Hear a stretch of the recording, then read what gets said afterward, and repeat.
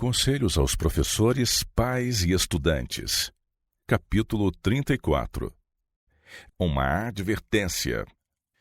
Não sabeis vós que os que correm no estádio, todos na verdade correm, mas só um leva o prêmio?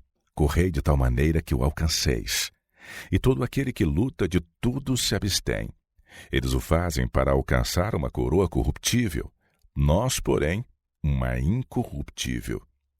Pois eu assim corro, não como a coisa incerta, assim combato, não como batendo no ar. Antes subjugo meu corpo e o reduzo à servidão, para que, pregando aos outros, eu mesmo não venha, de alguma maneira, a ficar reprovado. 1 Coríntios 9, versos 24 a 27. Apresento constantemente a necessidade de todo homem fazer o máximo que lhe é possível como cristão, de educar-se a si mesmo para conseguir o crescimento, a expansão mental, a nobreza de caráter que cada um tem a possibilidade de atingir. Em tudo quanto fazemos, cumpre-nos manter uns para com os outros relação cristã. Devemos empregar toda a força espiritual para a realização de sábios planos, em diligente ação. Os dons de Deus devem ser usados para a salvação de almas. Nossas relações uns com os outros não devem ser regidas pelas normas humanas, mas pelo amor divino, o amor expresso no dom de Deus ao mundo. O homem que ocupa posição de responsabilidade em qualquer de nossas escolas deverá ter o máximo de cautela com suas palavras e atos.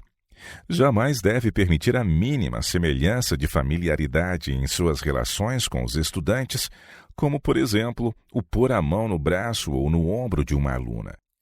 Em caso algum, deve ele dar a impressão de que a familiaridade e a vulgaridade sejam coisas permissíveis. Nem com os lábios, nem com as mãos, deve ele exprimir coisa alguma de que qualquer um se pudesse prevalecer. No passado, nem todos os nossos professores foram isentos de culpa e fiéis e firmes a esse respeito. Eles precisam ver as coisas por um aspecto inteiramente diverso quanto às relações que devem existir entre o professor e o aluno. A vida e o caráter devem ser preservados de toda mancha do mal. Toda paixão profana deve ser mantida sob o controle da santificada razão por meio da graça abundantemente concedida por Deus. Vivemos em uma atmosfera de satânico encantamento. O inimigo tecerá uma fascinação de licenciosidade em torno de toda a alma que não se ache entrincheirada na graça de Cristo. Tentações virão. Se vigiarmos contra o inimigo, porém, e mantivermos o equilíbrio do domínio próprio e pureza, os espíritos sedutores não exercerão influência sobre nós. Os que nada fazem para animar a tentação terão forças para resistir-lhe quando ela vier. Aqueles, porém, que se mantêm na atmosfera do mal só terão que se censurar a si mesmos caso sejam vencidos e caiam de sua firmeza. Hão de ver-se futuramente boas razões para as advertências dadas contra os espíritos sedutores. Então ver-se-á o poder das palavras de Cristo. Sede vós, pois, perfeitos, como é perfeito vosso Pai que está nos céus. Mateus 5, 48. Precisamos ser guiados pela genuína teologia e o bom senso. Nossa alma necessita estar rodeada pela atmosfera do céu. Homens e mulheres devem vigiar a si mesmos, estar de contínuo em guarda, não permitindo palavra ou ação que dê margem a alguém censurar suas boas intenções.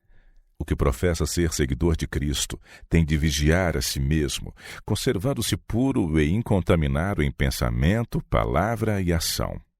Sua influência sobre os outros deve ser de molde a elevar. Sua vida deve refletir os brilhantes raios do sol da justiça. Necessário é passar-se muito tempo em oração particular, em íntima comunhão com Deus. Unicamente assim se podem obter vitórias. Eterna vigilância, eis o preço da segurança. O concerto do Senhor é com seus santos. Cada um deve discernir os próprios pontos fracos de caráter, guardando-se contra eles com vigor. Os que foram sepultados com Cristo no batismo, sendo ressuscitados com Ele na semelhança de sua ressurreição, comprometeram-se a viver em novidade de vida. Portanto, se já ressuscitastes com Cristo, buscai as coisas que são de cima, onde Cristo está assentado à destra de Deus. Pensai nas coisas que são de cima, e não nas que são da terra, porque já estáis mortos e a vossa vida está escondida com Cristo em Deus. Quando Cristo, que é a nossa vida, se manifestar, então também vós vos manifestareis com Ele em glória. Colossenses 3, versos de 1 a 4. O jovem cristão deve ser exercitado em se desempenhar de responsabilidades com coração valoroso e mão voluntária. Deve aprender a enfrentar as provas da vida com paciência e fortaleza, a seguir máximas de valor e a confirmar-se em hábitos que o habilitem a ganhar a coroa do vencedor. Não há época mais favorável em que reconhecer o poder da graça salvadora de Cristo e ser regido pelos princípios da lei divina. Onde quer que pela sua providência Deus vos haja colocado, há de manter-vos. A tua força será como os teus dias. Deuteronômio 33, verso 25.